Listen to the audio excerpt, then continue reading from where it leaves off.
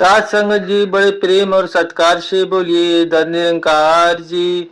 साथ संगत जी फिर से दास आप सबों के बीच एक नया विचार लेकर आया है। साथ संगत जी आशा है कि परवान करें। साथ संगत जी आप सभी चैनल पर नए हैं तो चैनल को सब्सक्राइब करना ना भूले और कमेंट बॉक्स में धन निरंकार जी जरूर लिखे। साथ संगत जी आओ विचार श्रवण करते हैं, घर में मिल जाता है। साथ संगत जी निरंकारी महापुरुष चरणामृत को सदगुरु की सबसे बड़ी सौगात मानते हैं। और चरणामृत संतों भक्तों के लिए इतना खास क्यों होता है, इसका क्या महत्व होता है और इसको कैसे बनाया जाता है, इसके बारे में समझना और जानना बहुत ही जरूरी है। साथ संगत जी क्योंकि अगर हम चरणामृत के बारे में नहीं समझेंगे तो हम इसकी महत्ता को भी नहीं जान पाए। तो साथ संगत जी चरणामृत कैसे बनता है यह इसके नाम से ही पता चल जाता है। क्योंकि अगर हम चरणामृत का शब्द के विश्लेषण करते हैं तो इसका अर्थ चरणों का अमृत। लेकिन साथ संगत जी हर किसी के चरणों का अमृत नहीं होता, क्योंकि लोग पानी में खड़े होकर कपड़े भी धोते हैं और पानी में खड़े होकर पशुओं को भी नहलाते हैं। तो यह चरण और जल दोनों होने के बावजूद भी उसे चरणामृत की शोभा और सम्मान प्राप्त नहीं हो। यह शोभा तो उन चरणों को प्राप्त होती है जो समय के रहबर समय के सतगुरु होते हैं। साथ संगत जी श्री राम जी, श्री कृष्ण जी, दसों गुरु साहिबान, हजरत यीशु मसीह यह अपने समय के सदगुरु थे। इसलिए इनके चरणामृत को ही पान करने योग्य ही माना गया है। साथ संगत जी दास ने भी स्वयं अपने जीवन में चरणामृत के कई चमत्कार परिणाम देखे हैं। लेकिन साथ संगत जी महात्मा चमत्कारों के ही कारण चरणामृत से नहीं जुड़ते, बल्कि यह तो सीधा और नर में नारायण की भांति देखकर जुड़ते हैं।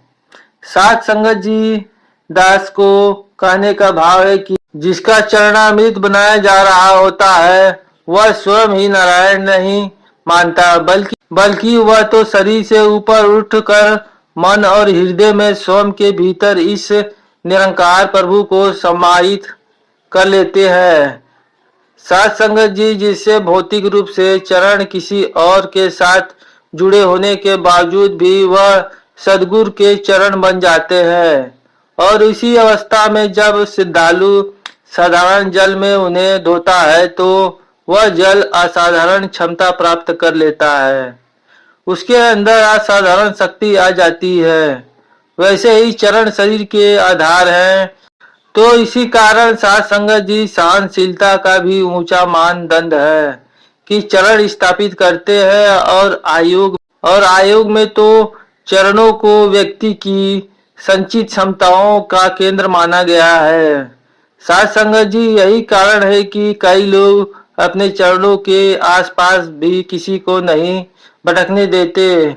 लेकिन संत निरंकारी मिशन इस संबंध में बड़ा ही उदार है। यह तो हर कोई एक दूसरे के चरण स्पर्श करता है। साथ संगत जी इसका परिणाम यह होता है कि एक दूसरे की संचित क्षमता दोनों के ही काम आ जाती है। क्षमता का एक ऐसा चक्र निर्मित हो जाता है जो दोनों को आवेशित करता है।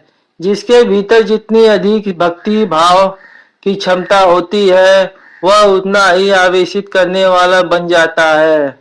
साथ संगत जी यही कारण है कि सदगुरु के चरणों को स्पर्श करने के लिए संत महात्मा दीवाने की तरह सेवा करते हैं।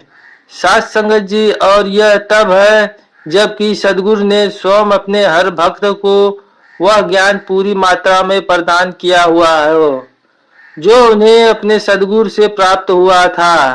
तो साथ संगत जी इसी भाव से पूर्ण होकर ही अलग अलग सत्संग कार्यक्रम में अलग अलग महात्माओं गुरु गद्दी पर आसीन दिखाई देते हैं। और श्रद्धालु जब अपने मन और हृदय में सदगुरु का ध्यान करके शरणागत होता है तो सद्गुरु स्वयं उसके भाव को पूर्ण कर देते हैं और यही भाव चरणामृत बनने के समय भी काम आता है।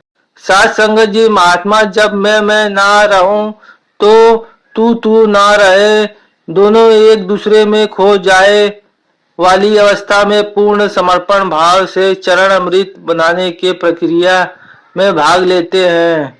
साथ संगत जी, तो वह जल चमत्कारी क्षमताओं से युक्त परिणाम देने वाला बन जाता है। तो यह भाव का ही चमत्कार है कि भक्त भक्त चरणामृत ग्रहण करके अपने जीवन को आस्था, श्रद्धा और समर्पण भाव की रोशन करने में लगे हुए हैं। साथ संगत जी, ताकि सबका कल्याण हो सके, पूरा संसार ही सुखी हो सके।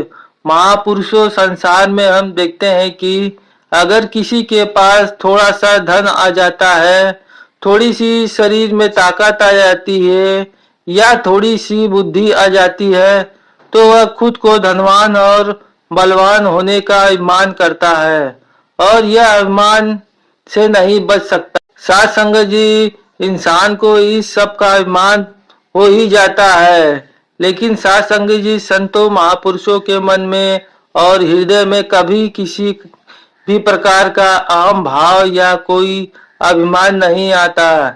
जैसे एक अच्छा पढ़ा लिखा विद्वान इंसान नाव में नदी पार कर रहा था। संगत जी, उसने मल्हार से पूछ लिया कि तुम हिसाब किताब जानते हो? तो वह अनपढ़ नाव वाला कहने लगा कि साथ संगत जी, मैं तो कभी स्कूल गया ही नहीं, मैं जितने पैसे मांगता हूँ सवारी दे देता है।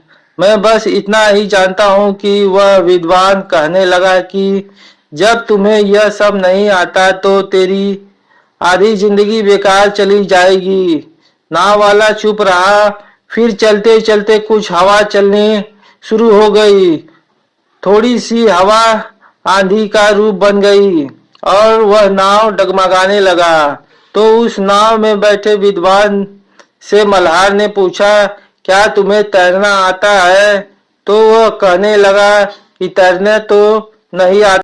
फिर मल्हार ने कहा कि आपने मुझे कई चीजें पूछी जो कि मुझे नहीं आता और फिर आपने कहा कि इस प्रकार मेरी आधी जिंदगी बेकार चली गई। लेकिन यहाँ तो अब तैरने की जरूरत है और अगर आपको तैरना नहीं आता तो आपकी पूरी जिंदगी ही यहाँ डूबने वाली है, समाप्त होने वाली है। तो साथ संगत जी, महापुरुष हमें ऐसी कहानियों के पीछे छुपी हुई चेतावनी और शिक्षाओं को समझने की जरूरत है। साथ संगत जी, जो आओ। तो साथ संगत जी, इन्हीं शब्दों के साथ आप सभी के चरणों में साथ संगत जी प्यार और सत्कार से बोलिए धन्य निरंकार जी।